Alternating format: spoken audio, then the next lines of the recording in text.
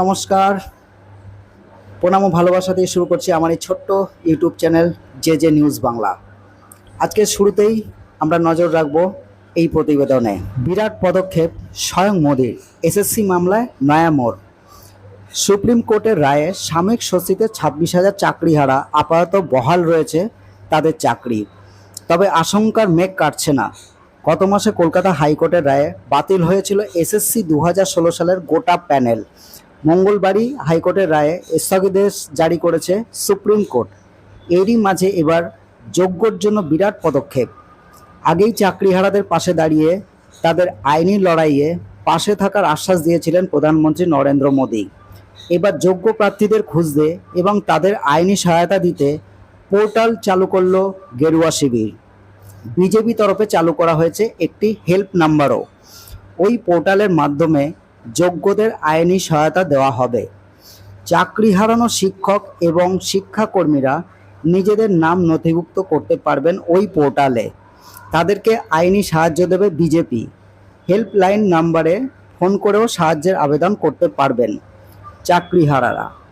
ওয়েবসাইটটি হলো, ভালো করে মনে রাখবেন, ওয়েবসাইটটি হলো www.bjplegalsupport.org। আবার বলছি, www.bjplegalsupport.org। আর হেল্পলাইনটি হলো 9150056618। এই দুইয়ের মাধ্যমে আইনি সহায়তা চাইতে পারবেন চাকরিহারারা। বুধবার পোর্টাল প্রকাশ করে বলা হয়েছে, বাংলার যোগ্য শিক্ষকদের আইনি সহযোগিতার জন্য আমাদের পোর্টালের নাম এবং তথ্য নথিভুক্ত করুন। আমরা প্রধানমন্ত্রীর নির্দেশ অনুযায়ী আমরা যোগ্য হারাদের পাশে থাকতে দায়বদ্ধ। আপনাদের আইনি সহায়তায় ওয়েবসাইট এবং হেল্প নাম্বার চালু করা হলো। এবার আমরা পরের খবরে আসব। যোগ্যদের চাকরির যেন ক্ষতি না হয়, 16 জুলাইয়ের মধ্যে এই কাজ করতে বললেন মুখ্যমন্ত্রী। শিক্ষক নিয়োগ দুর্নীতি মামলায় টানাপোড়েনে এবার চাপে শিক্ষামন্ত্রী ব্রাত্য বসু। কী এমন চাপ? সম্প্রতি বাতিল হওয়া 25,753 শিক্ষক নিয়োগ পরীক্ষার OMR শিট সহ কতজন পরীক্ষায় বসেছিলেন, কে কেমন পরীক্ষা দিয়েছিলেন, সেই প্রমাণে রাজ্য সরকারের থেকে নথি চেয়েছিল শীর্ষ আদালত। রাজ্য তা দিতে না পারায় বিরক্তি প্রকাশ করে বেঞ্চ বলেছিল, এগুলো খেয়াল রাখা রাজ্য সরকারের দায়িত্ব। রাজ্য যদি যথাযথ রিপোর্ট না দিতে পারে তাহলে যোগ্য অযোগ্য বাছাই কিভাবে হবে? এবার সেই রিপোর্টটাই খোঁজার জন্য শিক্ষা দপ্তরকে চাপ দিয়েছেন মুখ্যমন্ত্রী মমতা বন্দ্যোপাধ্যায়। 2016 সালের শিক্ষক নিয়োগ দুর্নীতি 2024 সালে এসে কাঠগড়ায় দাঁড়িয়েছে। একের পর এক শুনানি, একের পর এক কথা জল্পনা। প্রায় 26,000 চাকরি বাতিলের হাইকোর্টের সিদ্ধান্তকে নাকচ করে সুপ্রিম কোর্টে চলে গিয়েছে রাজ্য। চলছে শুনানি। কখনো মমতা সরকারের উদাসীনতার উপর তীর ছুটছে সুপ্রিম কোর্ট, কখনো আবার হাইকোর্টের এমন নজিরবিহীন সিদ্ধান্তকে নাকচ করে চলেছে। আগামী 16 জুলাই ফের শুনানি হওয়ার কথা। তারই আগে এবার বিপাক থেকে বাঁচতে বড় পদক্ষেপ নিয়েছে রাজ্য। জানানো হয়েছে যে আগামী 16 জুলাইয়ের মধ্যে 25,753 চাকরি প্রার্থীর মধ্যে থেকে বাঁচতে হবে যোগ্যদের। সুপ্রিম কোর্টের নির্দেশ মেনে যোগ্য ও অযোগ্যর খোঁজে বের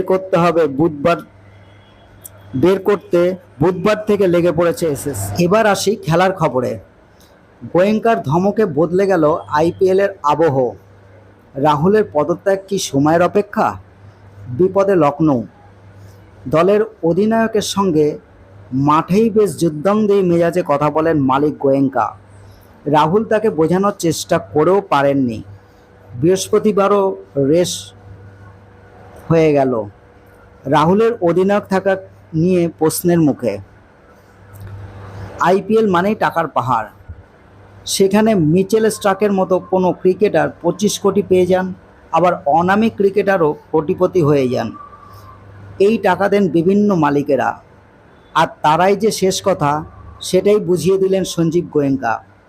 মাঠের মধ্যে লোকেশ রাহুলকে যেভাবে তিরস্কার করেছিলেন, তাতে আগামী দিনে আইপিএলে কোনো দলের অধিনায়ক হওয়ার আগে ক্রিকেটাররা দুবার ভাববেন।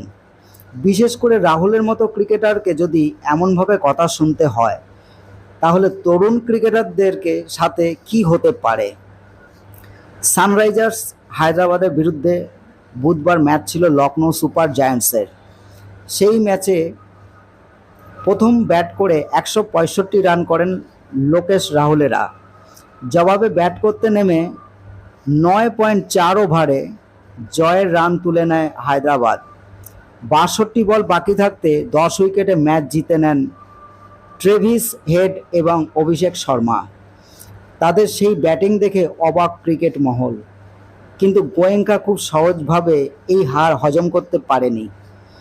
তিনি দলের অধিনায়কের সাথে মাঠের মধ্যেই বেশ যুদ্ধংদেহী মেজাজে কথা বলেন।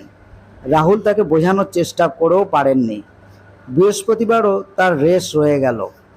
সন্ধ্যের দিকে রাহুলের আগামী ম্যাচে অধিনায়ক থাকা নিয়ে প্রশ্ন উঠতে শুরু করে। পরের আইপিএলে হয়তো বদলে যাবে দলও।